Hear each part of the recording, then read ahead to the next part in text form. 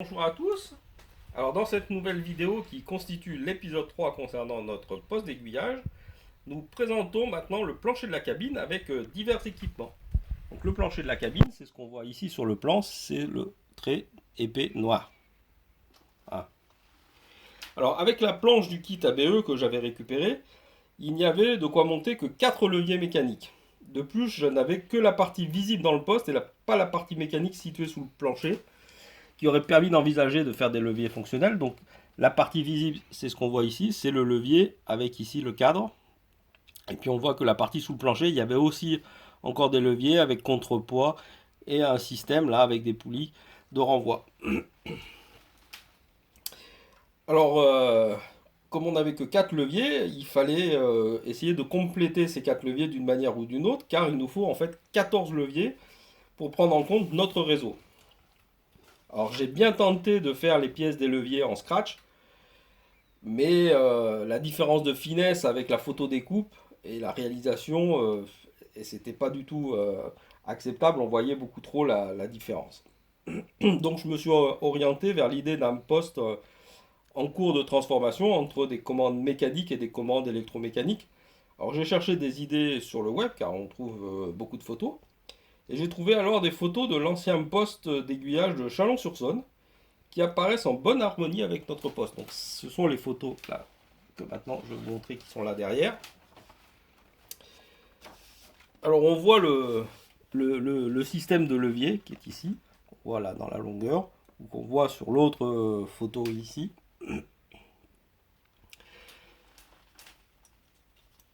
Donc ce type de levier apparaît relativement facile à refaire en scratch. Donc c'était une bonne idée. Et puis ensuite, on voit aussi que l'aménagement intérieur du poste, voilà, qu'on voit sur cette photo ou qu'on voit dans l'autre sens sur cette autre photo, est aussi une bonne source d'inspiration pour notre poste d'aiguillage.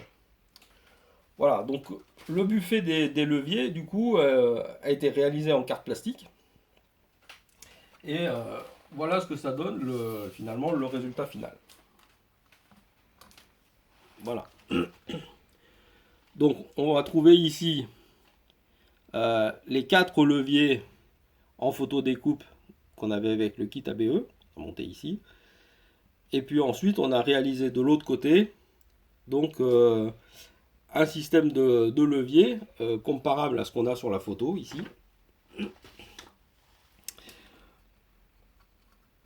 Alors, donc ce système de levier a été réalisé en carte plastique, principalement.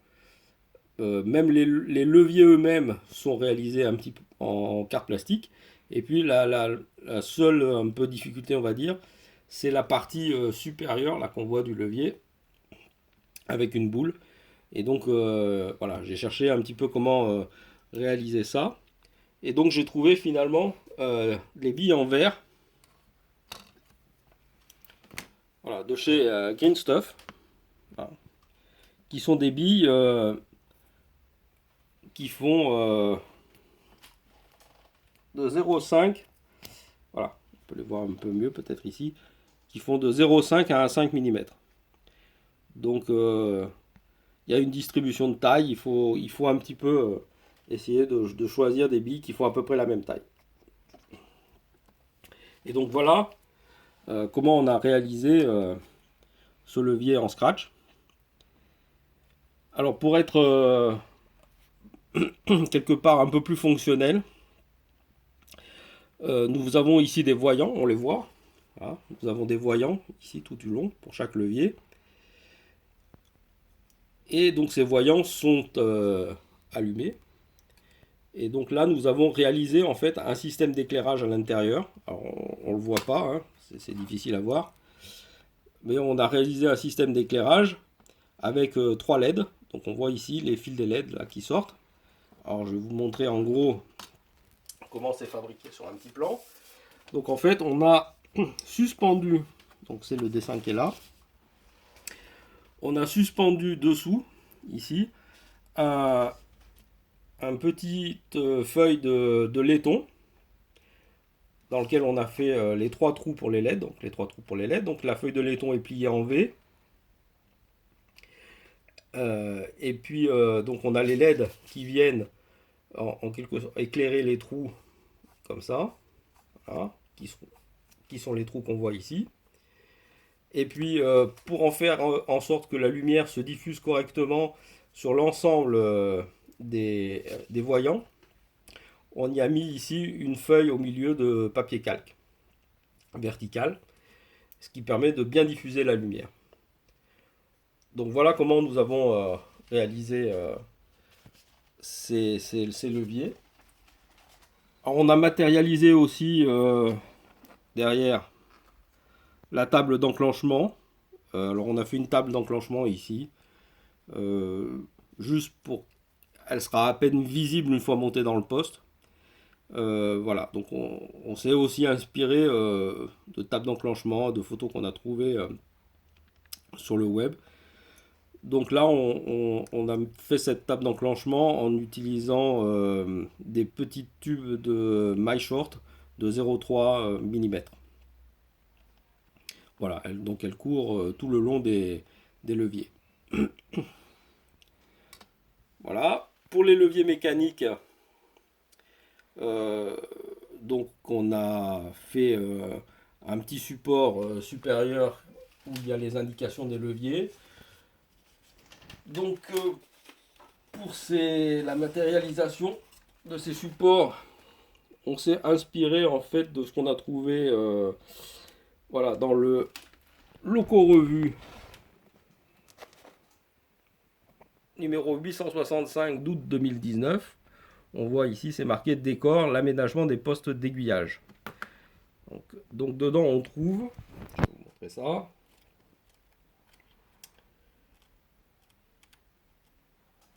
Voilà. Voilà. Donc dedans, on trouve cette page-là où on voit ici les décors à imprimer. Et donc, voilà, on a scanné l'identification là des leviers et des répéteurs. On les a mis, puisque là on a les codes pour l'échelle HO. Donc on a réduit tout ça pour que ça soit à l'échelle HO. Et puis on a imprimé ça.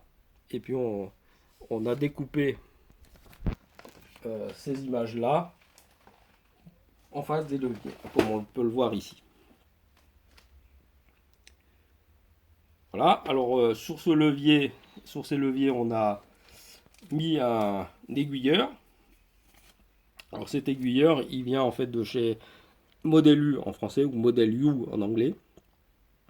Alors ce sont de magnifiques personnages qui ont beaucoup de détails et dont les visages sont relativement bien expressifs. Ce qui fait que ça vaut le coup d'essayer de les peindre assez proprement en essayant d'accentuer les creux et les bosses. Et de même que de faire un visage qui est quand même assez expressif. Alors évidemment, on peint jamais les yeux, mais quand même, on essaie de faire quelque chose qui est des contours. Voilà. Alors par exemple, pour la chemise qui est blanche, voilà, on a utilisé en fait les quatre couleurs qui sont là, donc qui sont des couleurs Valero. Voilà. Donc on a utilisé celle-là comme couleur de base. Et puis pour foncer dans les creux, on a utilisé celle-là. Et pour faire les éclaircissements, on a utilisé le blanc ivoire et le blanc tout simplement. Pour le pantalon, de la même façon, on est parti d'un gris très foncé, les creux en noir et puis des gris plus clairs euh, pour faire ressortir les reliefs. Voilà, donc on a préparé d'ailleurs euh, aussi un agent de circulation avec à peu près la même technique. Donc le voilà, notre agent de circulation, qui sera aussi collé dans le poste. Voilà, donc lui, on lui a fait les bretelles plutôt en cuir et pas en gris, pour changer un petit peu. Et puis la couleur des cheveux, on l'a fait un peu plus grisonnant.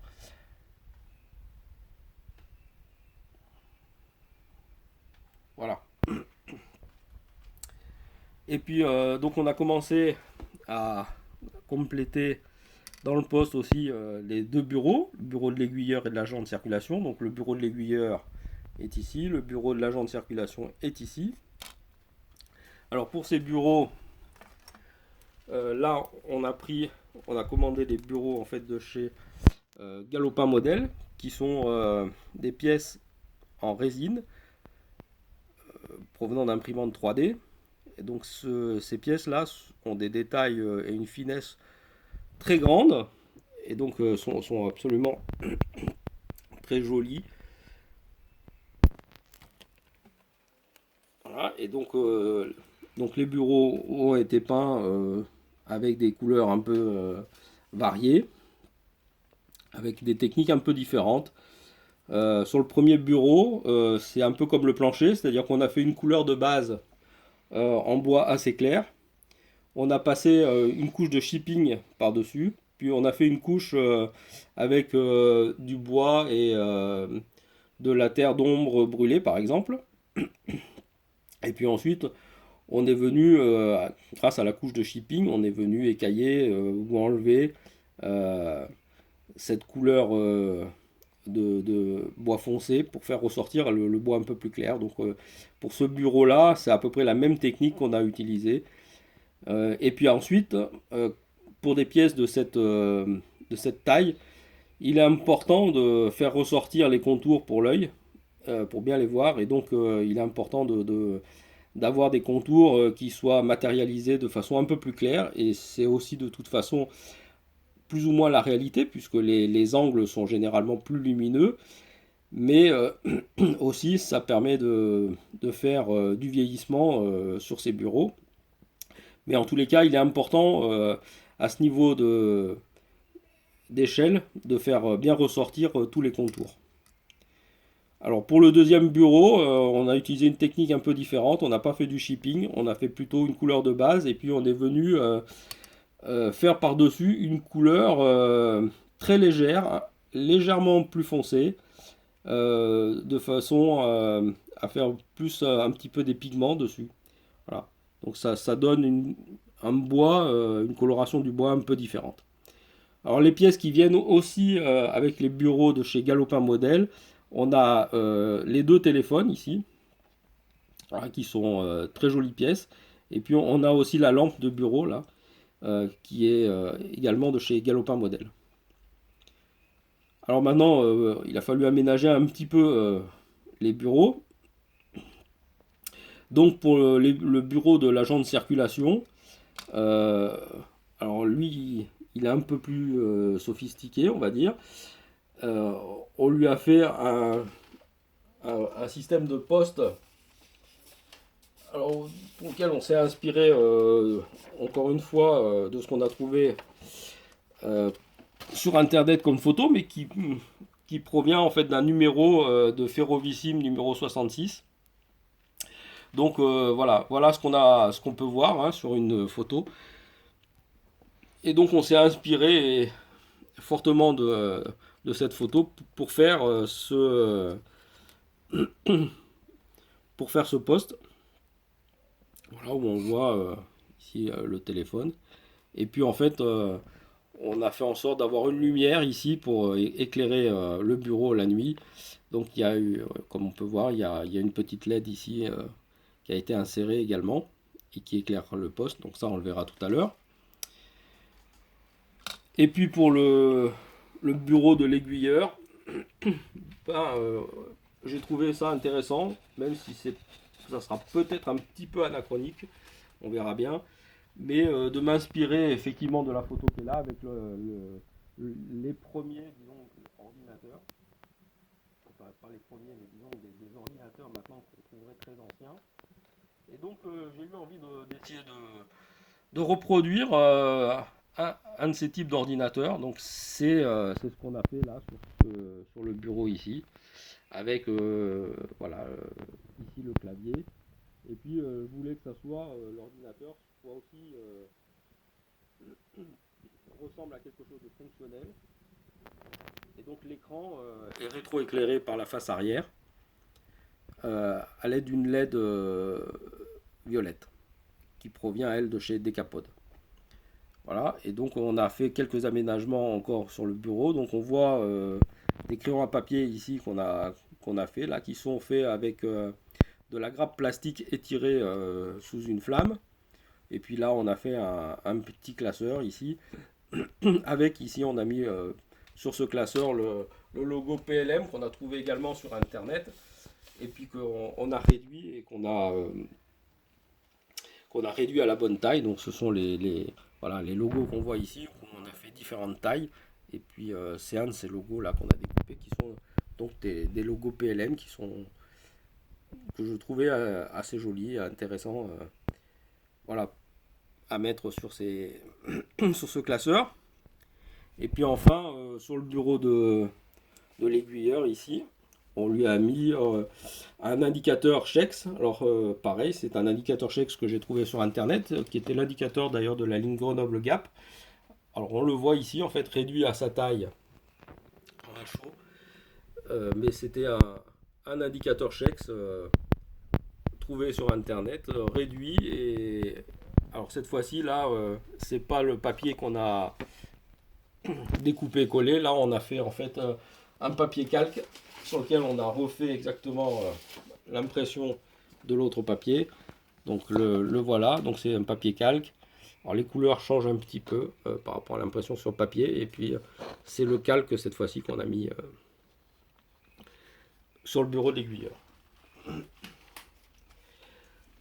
Alors on a complété déjà, alors on ne peut pas les coller pour l'instant, tant qu'on n'a pas intégré le plancher à l'intérieur de la cabine, mais on a complété l'intérieur de la cabine déjà avec divers éléments. Donc je vous ai montré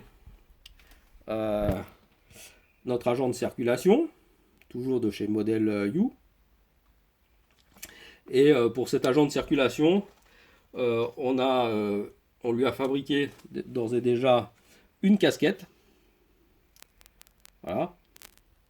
Donc une casquette fabriquée en scratch avec de la carte plastique de 0,13 mm. Alors cette carte plastique, on découpe une première bande pour faire le bas de la casquette ici. Cette bande, on l'enroule autour d'un forêt de 2,5 mm. Voilà. Et ensuite, on vient coller sur cette bande la partie haute de la casquette, le plat là, toujours découpé dans la carte plastique de 0,13 mm. Et puis on y colle aussi la partie avant de la casquette. Voilà. Et enfin, pour faire la partie pointue et pour faire un petit peu la texture de la casquette sur la partie dessus, on est venu compléter cette carte plastique avec du putty de chez AK, là, le putty blanc de chez AK. Voilà. Et puis ensuite, on peint le tout et la casquette va pouvoir aller directement sur la tête. Elle aura exactement la taille qu'il faut. Voilà. Donc là, soit on le mettra sur la tête, soit on le mettra sur le bureau à côté. Mais voilà comment réaliser une casquette en scratch qui a la bonne taille. Alors on a aussi fait des petites pièces qui vont aller avec les bureaux. Donc on a les chaises, alors, qui proviennent aussi au départ de chez Galopin Model, qu'on a toutes les deux également peintes à peu près de la même façon, en faisant en sorte toujours pareil d'accentuer à chaque fois les bords pour mieux appréhender le volume en fait de la chaise à cette échelle. Et sur cette chaise là, on est venu y rajouter un veston.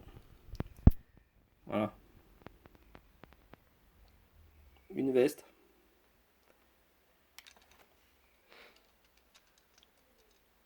Voilà. La veste a été aussi, elle, réalisée en scratch. Alors pour ce faire, on est parti d'un patron de veste qu'on a trouvé sur internet. Donc voilà à quoi ça ressemble. Donc nous avons ici le patron de la veste elle-même, sans les manches, et nous avons ici le patron des manches. Donc nous avons imprimé ça sur une feuille A4, et puis en fait on a découpé dans cette feuille, comme on le voit ici, les patrons, et puis on a collé ensemble les manches, et on a fait les pliages qui vont bien, pour arriver à une forme de veste. Et alors, les vestes à l'intérieur, elles sont en général avec un tissu assez brillant et assez lisse. Pour à la fois rigidifier la veste et rendre compte de ce tissu, en fait, nous avons passé l'intérieur de la veste avec le poutis blanc de Tamiya extrêmement dilué.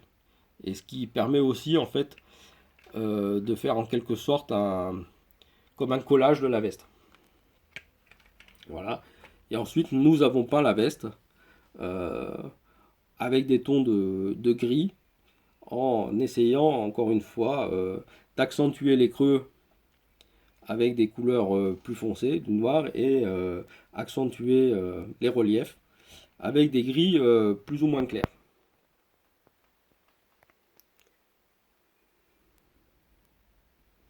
Donc voilà. Et donc je trouve que finalement le rendu est plutôt bon. C'est la première fois qu'on faisait un test de ce type-là, mais au final, je trouve que ça rend pas si mal que ça.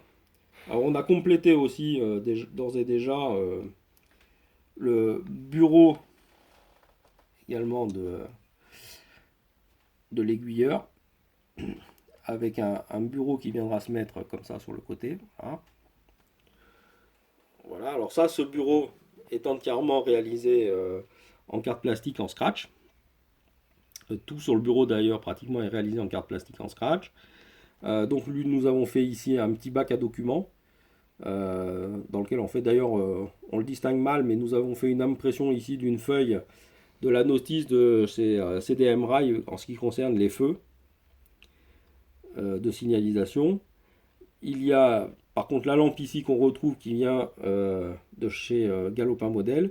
Et par contre nous avons fait un poste de cantonnement téléphonique plus moderne que celui-là, puisque nous sommes dans une phase, on va dire, de transformation.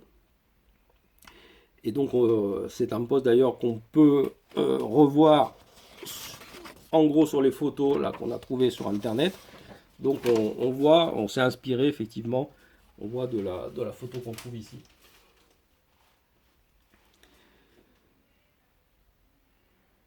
Voilà, et donc là, de la même façon, peinture du bureau où on essaye systématiquement de mettre avec une lumière plus claire, de rehausser tous les contours.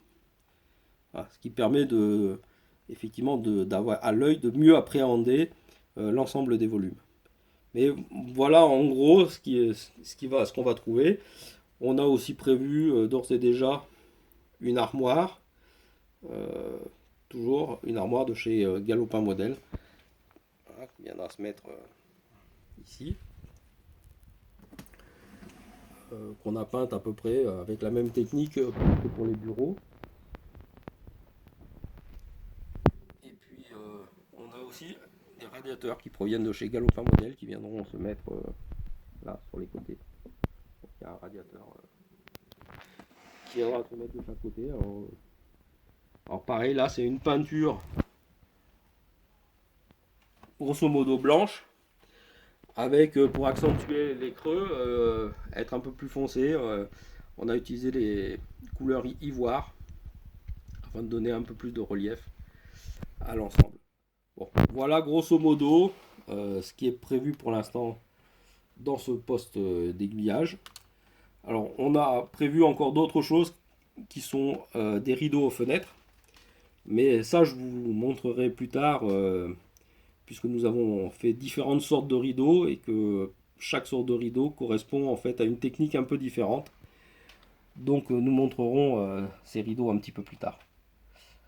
Donc voilà, maintenant on va essayer de voir pour allumer les différentes LED dans le poste pour voir ce que ça donne. Donc on va essayer de brancher ça. Donc, donc voilà, là il faut repérer et séparer les fils. Donc ça je vais ranger un petit peu ça sur le côté. Voilà. Enlever les pièces. Voilà. Donc là, voilà, on peut regarder les pièces séparément encore. Pendant que j'essaie de faire le branchement.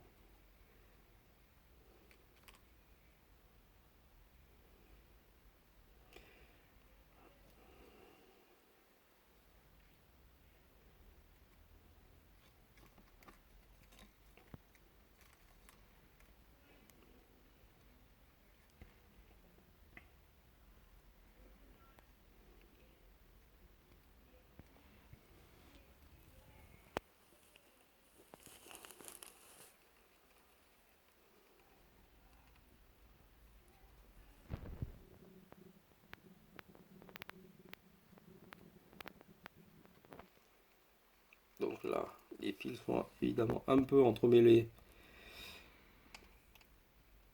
Donc il faut essayer de séparer un petit peu pour avoir d'un côté le plus et de l'autre côté le moins. Voilà. Donc on essaye de récupérer les parties moins. Voilà. Donc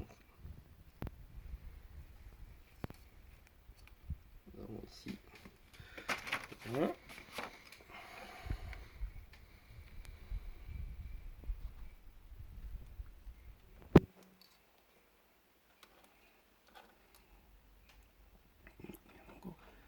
Un qui nous manque.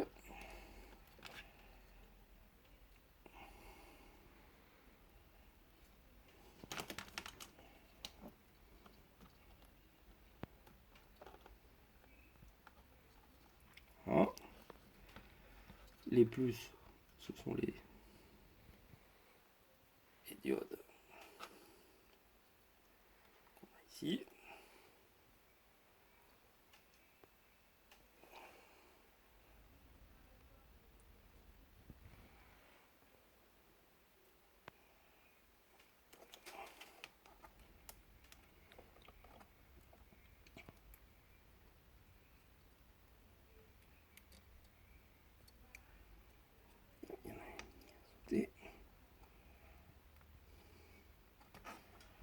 Voilà.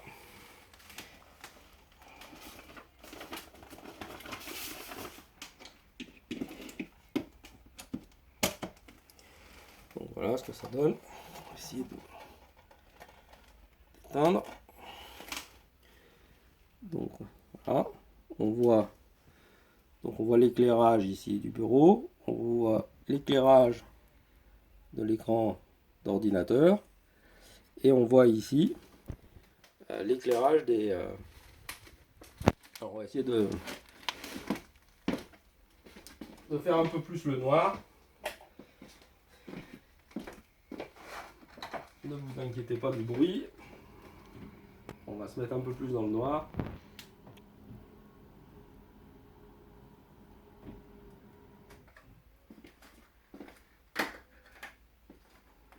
Donc voilà.